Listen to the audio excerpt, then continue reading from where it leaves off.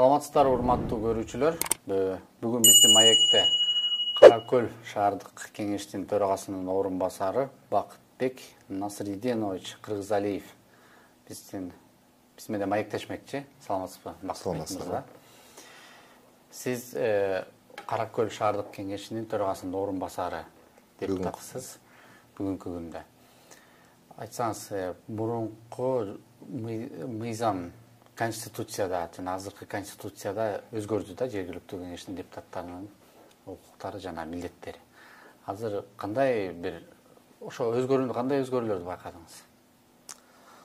Рахмат, эми бизде элибиз президенттик башкарууну тандап албадыкпы?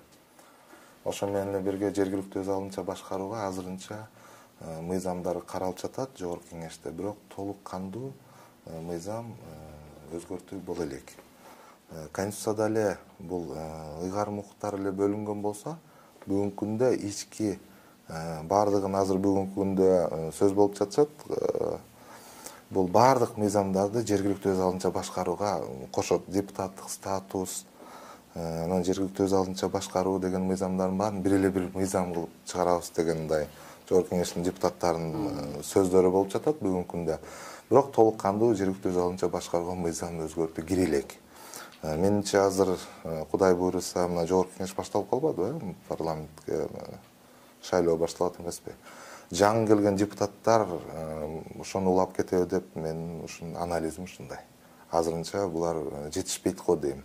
Бирок жергиликтүү өз алынча башкарууда бул шаардык кеңешке контролдоочу рычагдарын калтырыш керек го. Антпесе мындай элдик башкаруу. Мынакей өзүңүздөр билесиздер, 2010-жылы биз парламенттик башкаруу карабыз деп, өзүңдү өзүң башкар, өзүңдүн шаарың башчысын шайлап ал, өзүңөр башкарып, өзүң башкар деген системаны алып келбеди беле. Өмүрбек Чиркеш ушундай бир мүмкүнчүлүк берген элге, карапайым элге. Эми ошондо дагы бизде мурун шайлоодо дагы кандай десем, жарандарыбызды административ ресурс акча ойноп келип, анан баягы туура эмес адамдар, баягы эле токочорлор, колунда токочорлор келип калбады. Анан ошондой эле бизде деле жергиликтүү деле ошондой бир көрүнүштөр болуп келген. Акыркы жылдардан бир жаштар келгенге аракет жасап, мынакей бүгүнкү күндө дагы жаштарыбыз көп. Бирок жаштар дегени менен жергиликтүү кеңеште дагы мындай жаштардын дагы иштей турган баштар да керек экен да. Муну биз өз жон терибиз менен көрүп, анализ кылып, анан мындай ушундай нерсеге тыянакка келип отурабыз. Менимче парламентке жаңы келген депутаттар мындан аркысын өзгөртүүлөрүн, толуктуулорун киргизип, эми баягы кемчилдиктерин оңдоп, рычагдарын калтырбаса, эми элибиз тандады референдум жолу менен конституцияны, президенттик башкаруу болду. Эми мэрлерди, акимдерди бул дайындоо жолу менен болуп калбадыбы? Макул дайындоо жолу менен, бирок сиз ынанат болушуңуз керек, Жакшылык мырза. Ордунда жакындан билинбейт экен булар. Бул жакта болгону менен жакындан кандай иштеп атканы, эми баягы планга чыкса эле жакшы экен деген менен шаардын тазалыгынан баштап бардык нерсесине жооп бере турган бул шаардын башчысы да. Ошон үчүн жакындан билбегенден кийин бул кандай иштеп жатат дегенин аркасында бул бир аз кыйыныраак болуп калып, ушу кеңешке ишенбөөчүлүк рычагдарын калтырыш керек сөзсүз. Антпесе баягы баланс болбой калат да. Азыр алып салды, э? Азыр алын элек, жергиликтүү өз алынча башкаруу мыйзамында турат, өзгөртүү кире элек. Киргенден кийин анан дагы нар жагын көрөбүз. Бирок менин оюм сөзсүз ишенбөөчүлүк деген жагын калтырышыбыз керек. Айтпесек, мындай баланс болбой калат. Мэр деген мен о тиги жактан дайындалгам деп депутаттарды, эл өкүлдөрүн, эл шайлаган өкүлдөрүн да мындай кандай десем, мындай теңсинбей калат да. Ошон үчүн элдин да көзөмөлү болуп туруш керек да. Ошон үчүн ушул рычагдарды калтырыш керек деп ойлойм. Түшүнүктүү. Сен айтып калбадыңызбы? Жаштар жөнүндөчү. Жаштар деген менен келип алып иштей албайт деген сыяктуу айтылды. Бирок ошол жаш дегенде сиз кандай бул мындай курак жаш курагын айтасызбы же жашты кандай жагынан эсептешибиз керек? Мисалы кээ бир жаш өтүп калган, бирок мындай акыл ой жүгүртүүсү жаштардай да заманбап иштерди алып барат. Биз Каракөл шаарында мен 7-Созовта шаардык кеңештин төрагы болуп турган убакта жаштар менен иштештим, аксакалдар менен иштештим. Аксакалдар кеңеш, аксакалдар соту бар бизде.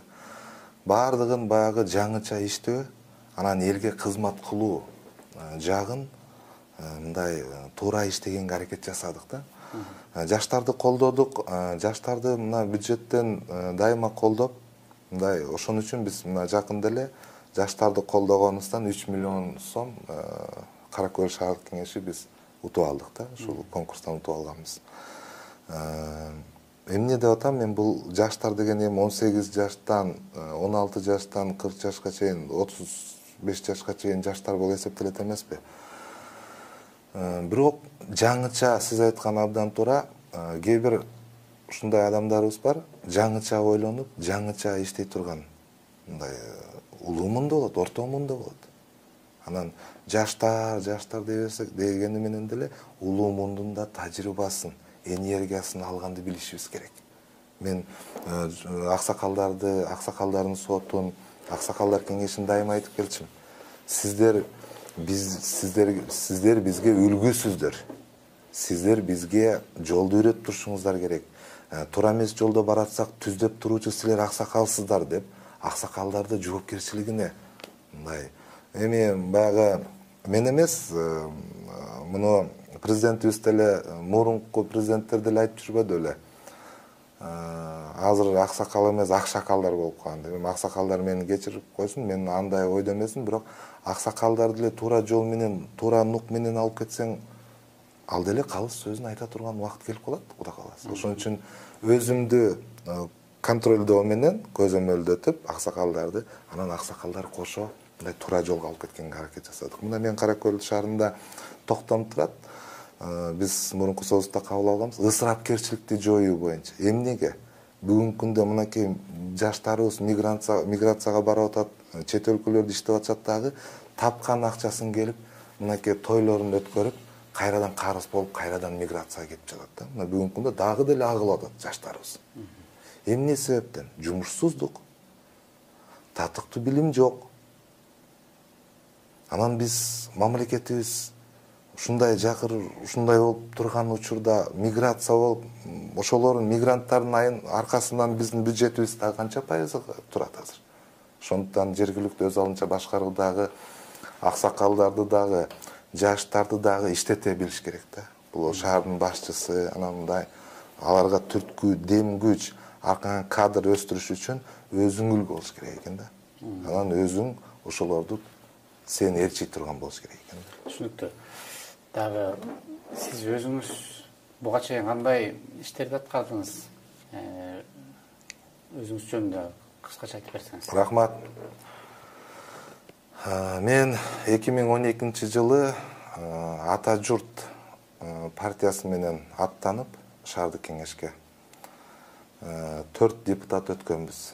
Анан бир фракцияда 4 депутат болуп, программаларыбыз бар эле. Ошол убакта жазган программалардын аркасынан аракеттерди жасадык. Бирок эң алдыңкы баягы биринчи иш баштабыздын аркасында социалдык объектилерди артка кайтаруу деген аркасынан иштедик. Көп адамдардын салымдары бар. Мен эле кылдым дегенден алысмын, бирок көп адамдардын салымдары бар. Бирок ошол убакта социалдык объектилерди алган адамдар баягы ошол убакта чоңдор, колунда бар адамдар алып койгон да, ошол баягы менчикке алып койгон, коммерсанттар, бакчасы бар адамдар алган. Анан ошолор менен тең тайлашканда өтө оор экен да. Өмүрбек Чиркеш Текебаев 2014 жылы Каракөл шаарына барып, эл менен жолугуп калды. Ошол убакта мен социалдык объектилер боюнча маселени койгом. Ошондо Каниек Осмоналиев деген да депутат, мурунку Созовто депутат бар эле, азыр аксакалыбыз жүрөт. Мен ал кишини дагы өтө урматтайм, сыйлайм. Ошол киши дагы маселени көтөрдүм. Элдин көзүнчө ушундай соц объектилерди аткарышыбыз керек эле, ушундай токтом чыгарсак иштебей жатат. Президенттин указы турса, жогорку кеңештин токтомдору, мыйзам турса, эмне үчүн бул нерселер аткарылбай атат? Биз ушундай болуп атабыз деп анан бир Кара Көл шаарынын 10 бала бакча, бир музыкалдык мектеп болгон. Ошонун 4-өө гана иштеген. Биз ошону артка алууда шаар жогорку кеңешке мени официалдуу түрдө чакырышып, отурумуна чакырышып, комитеттин отурумуна. Ошондо Каник Осмоналиев илим, билим, спорт комитетинин төрагасы болчу. Бир Кара Көлдүн маселесин коюп, видеороликтеринен бери алып келип, Наталья Никитенко деген депутат бар, мынакей азыр өзүңүздөр билесиздер. Ал киши да ошол комитетте болчу. Ошол маселени коюп, видеоролик менен койгондо депутаттар ыйлагысы эле келди окшойт го менимче. Анан Наталья Никитенко ошол жерде айтты, мен өмүрүмдө биринчи жолу көрдүм, шаардык кеңеште депутаттар ушундай бул согушкан менен барабар болуп каткан да. Адам бизде Кара Көл кичинекей эле шаарбыз, биз бири-бирибизди тааныйбыз. Анан сөзсүз душман артат экенсиң. Ал бергизи келбейт экен. Сен элдики деп алат экенсиң, мындай ушундук маселени коюп жүрүп, айтып деп, анан буякта комитеттен дагы чечим чыгып, генералдык прокуратурага тапшырма берилип, ошонун негизинде артка алуу процесстери башталды. Демек, республика боюнча бала бакчаларды артка алууда эң биринчилерден болуп Кара Көл шаары биз алганбыз. Муну эми баягы мактануу менен айта алабыз. Программабызда дагы көп муниципалдык автобус деген бар болчу. 2012-жылы ишке ашыра албай койдук. Ал убакта да мэр менен дагы биз анда оппозиция болчук. Келише албай эч мындай ишке ашыра албай койдук. Андан кийин дагы 2017-жылы дагы 4 жылдан кийин Улуу Кыргызстан деген партия менен 3 депутат келгенбиз. Бүгүнкү күндө 2021-жылы энергетик деген Кара Көл шаарынын деңгээлинде өзүнчө партия бар. Ошол партия менен энергетиктердин шаары болгондон кийин анан ушул энергетиктердин ишин алдыга жылдырганга, шаарыбызды мындай энергетиктердин шаарынын статусун алганга аракет жасайбыз деген мындай бир жакшы ийгиликтери, ойлорубуз бар. Кудай кааласа ишке ашпай калган, мурунку созукта аракетибизди жасаганбыз. Бирок ошонун аркасы менен биз быйылкы жылы Кудай буйруса муниципалдык окуучуларга, мугалимдерге, бала бакчанын тарбиячыларына, анан маданият кызматкерлерине, анан жана техперсонал пол жууган ушундай жарандарыбызга бекер автобус каттатуу боюнча 3 маршрутканы быйыл бюджетке киргизип калдык. Кудай кааласа тендер өтөт. Мен Жалал Абад областынын президент, Кыргыз Республикасынын президентине караштуу ыйгарым укуктуу өкүлүнө чейин барып, орун басарына, өзүнө чейин барып айттым. Мынакей биз токтом кабыл алганбыз, эми аткаруу бийлигине президенттик башкарып өтүп калдык. Сиздер контролдоп, ушуну ишке ашыртып койгула мэрди. Менин мэр менен жаман жакшы айтышып, анан дагы ушул туура эмес мынтип атат, анан буттосуп атат дебесин деп, өзүңөрдүн көзөмөлүңөргө алып ишке ашырып койгула. Бул мына бүгүнкү күндө окуу башталып калды. Биздин айыл жерлерибиз бар да, ошол жерлерде 4-класска чейин гана мектептерибиз бар. 4-класстан өйдө карапайым элдин балдары шаарга, биздин шаарга келип, квартира снимать этип, квартира жалдашып, таам алышып, үшүнтүп, бөлөктөрүн, бир туугандарынын үйүнө да батпай калыптыр балдар бүгүнкү күндө. Алардын дагы жашоо шарты оор болуп атат. Ошолордо ыңгайлуу шарт түзүп берүү максатында максаттарыбызды ишке ашырып атабыз.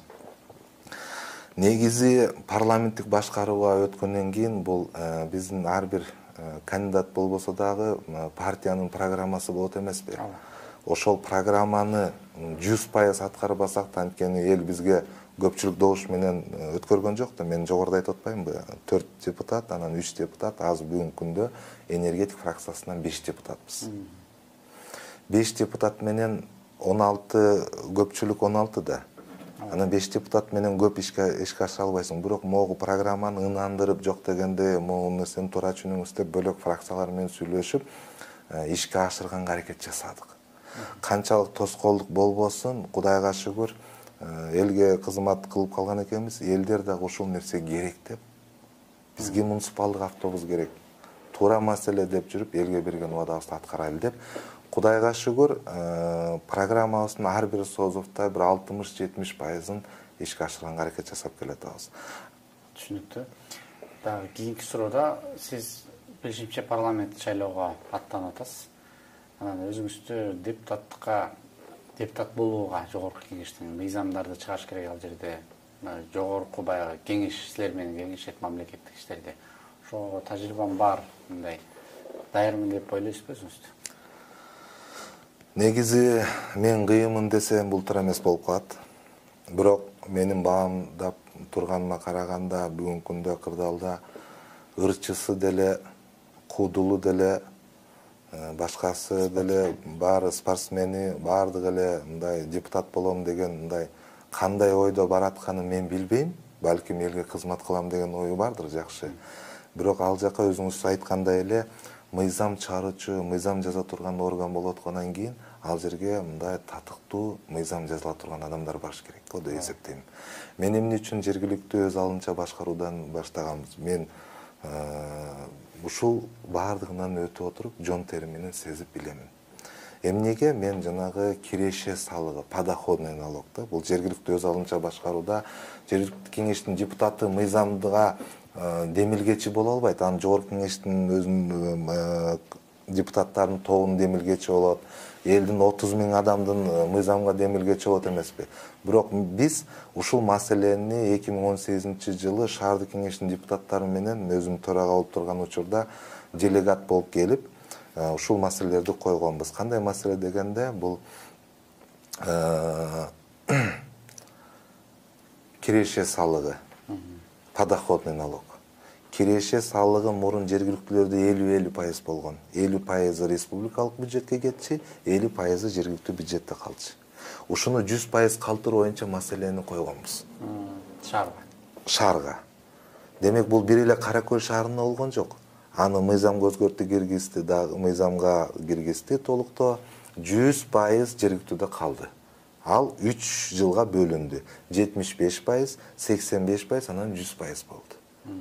Демек, быйылкы 21-жылы 100% жергиликтүүлөрдө түшөт деген түшүнүк да.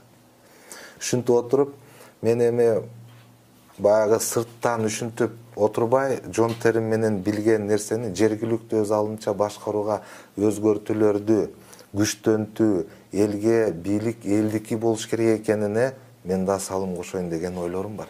Дагы мындай бир пландарым бар. Кудай буйруса, ал эми шайлоо башталганда муну элге айтып чыгам. Кудай буйруса. Түшүнүктүү. Эмне үчүн партиялык тизме менен жана Ата Мекен партиясы менен аттанууну чечтиңиз? Себеби мен мындай партиялык системаны өтө деле колдой бербейм. Бирок бүгүнкү күндө Ата Мекен партиясынын позициясы бул туура. Өмүрбек Чиркешевдин айткан сөздөр бүгүнкү күндө айланып келип ошонуку туура болуп турат. Муну элибиз туура түшүнүш керек да. Анткени кээ бир адам эми баарыбыз эле бирөөгө жаксаң, бирөөгө жакпайсың. Жакпагандар да бар, сени жактырбагандар бар, анан жактыргандар да бар. Мен ошо Өмүрбек Чиркешевди жактыргандардын биримин. Бирок туура позиция болсо колдойм. Бүгүнкү күндө аныкы туура. Эмне үчүн бир мандаттуудан деп атасыз? Бир мандаттууда бул акча айланып келелі. Мына сиз азыр бир округга 500 агитаторду 10 000ден эсептесеңиз канча миллион кетет деген аркасында. Мага окшогон карапайым элге мындай мүмкүнчүлүк, шанс берилип атпайбы партиядан? Мурун партияда лидерлер өздөрү чечип турган болсо, азыр элдин өзүнө берилди. Өзүң тандап ал. Кимди кааласаң, өзүң тандап ал деген аркасынан. Бирок партиянын программасы, позициясы мени ынандырат. Ошондуктан мен Ата Мекен партиясына кирүүнү чечтим.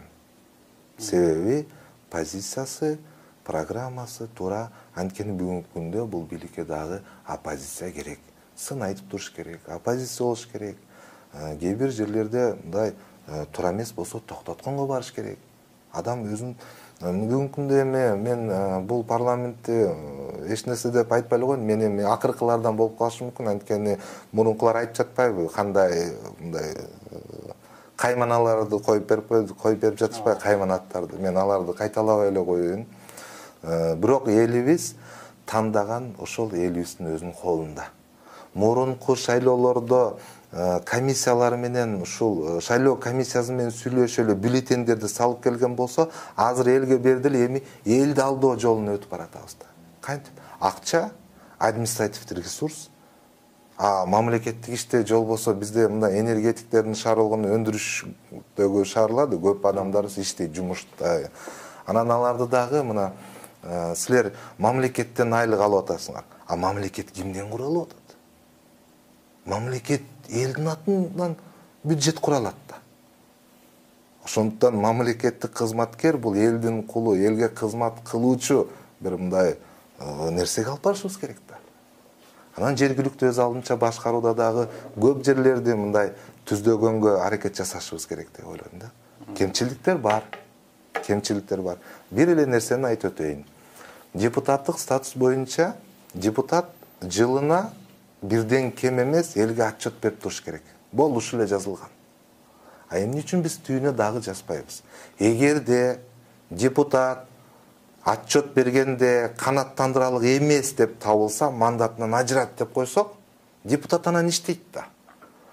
Элге убаданы беребиз, 4 жылдан кийин биз элди тааныбай калып атабыз. Кайда көрдүң кара эшек дегендей. Жолдо көрдүң жора эшек дегендей. Эми мен ушул отчеттуу эртең жоопкерчилигин кошо карашыбыз керек деген ойдомун мен. Жергиликтүү кеңештин депутатында, жогорку кеңештин депутатында элге отчет берип турсун. Эмне иш кылды, канча мыйзам көтөрдү. Биз мына 9 жылдан бери бардык жыл сайын элге отчет берип келдик да. Отчет берип келип атык. Бирок бүгүнкү күндө отчет беребиз дегендер мындай аз. Депутаттар.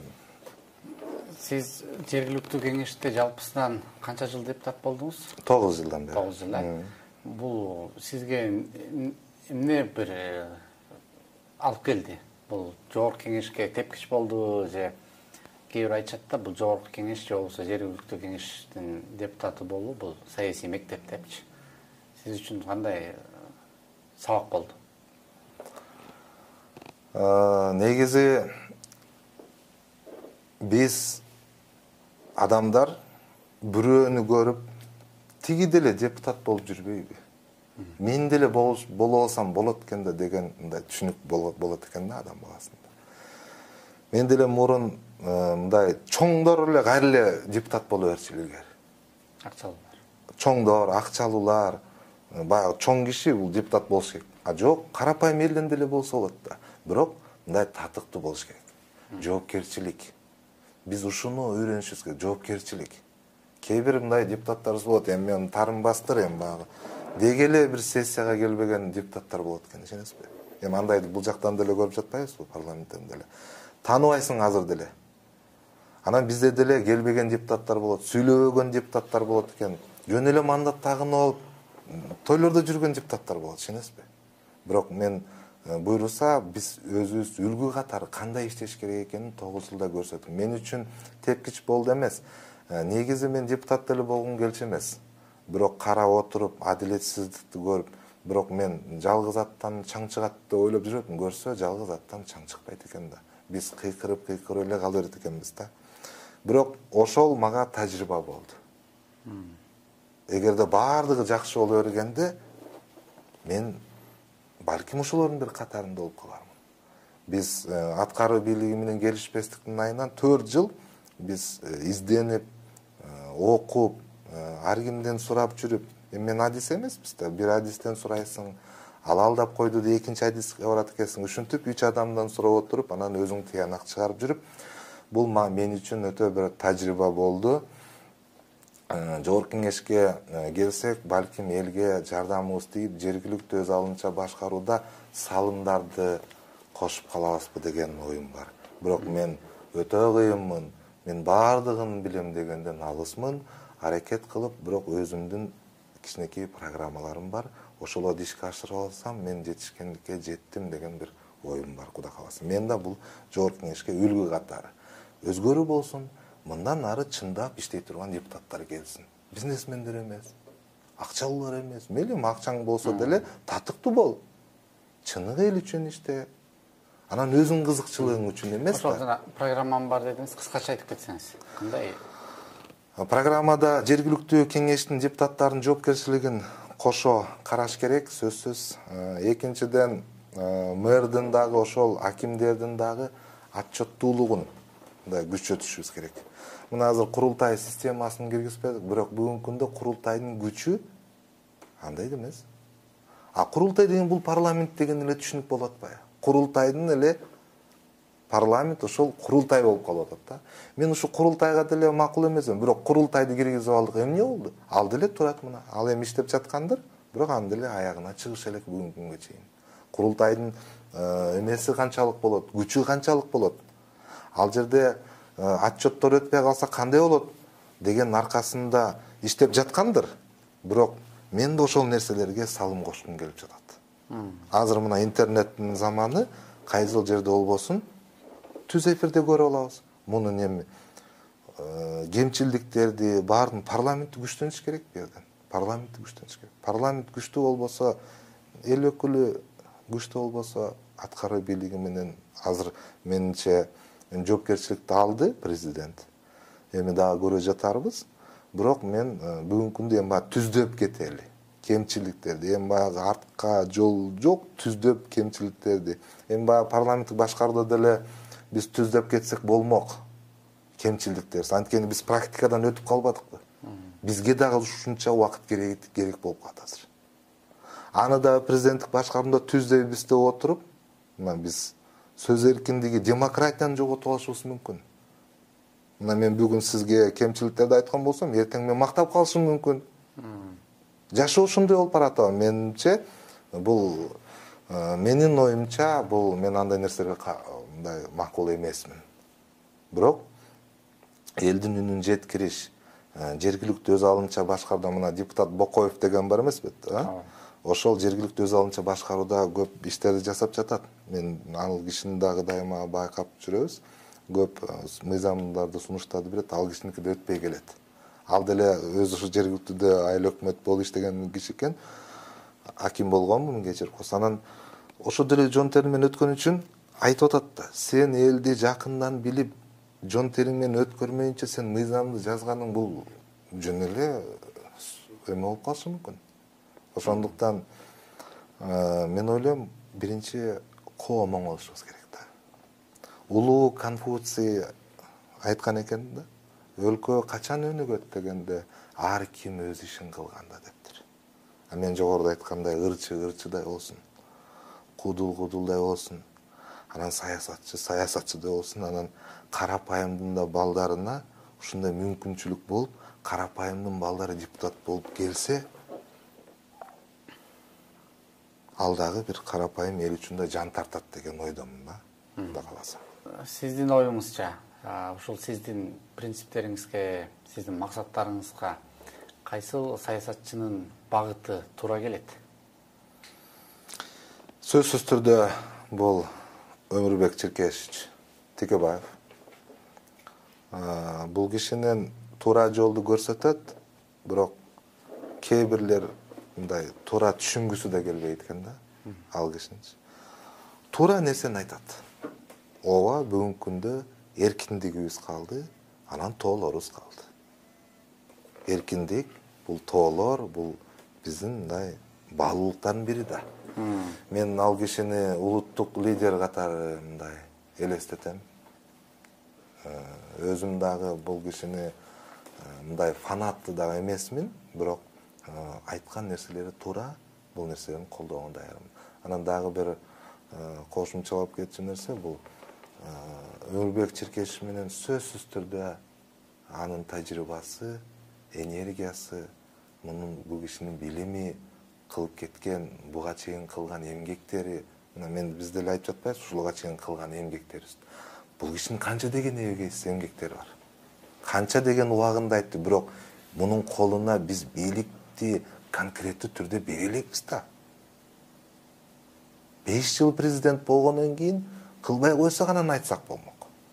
Мына мен деле бир союзда төрага болдум. Бир союзда төрага болгондо мага деле ыйгарым укуктарым чектелүү болгон да. Мен эч нерсени чеччү эмесмин да. Мен депутат катары бир эле добушум бар. Анан сессияны алып барчу элек, элден келген арыздарды тиешелүү комиссарга жолдойсуң. А бүгүнкү күндө элдер бөлөкчөлөшөт. Төрага десе эле сен эле чечип койсоң болмок, сен эле. Жок, кечиресиз, а көпчүлүк деген бар да. Бул коллегиалдуу орган да.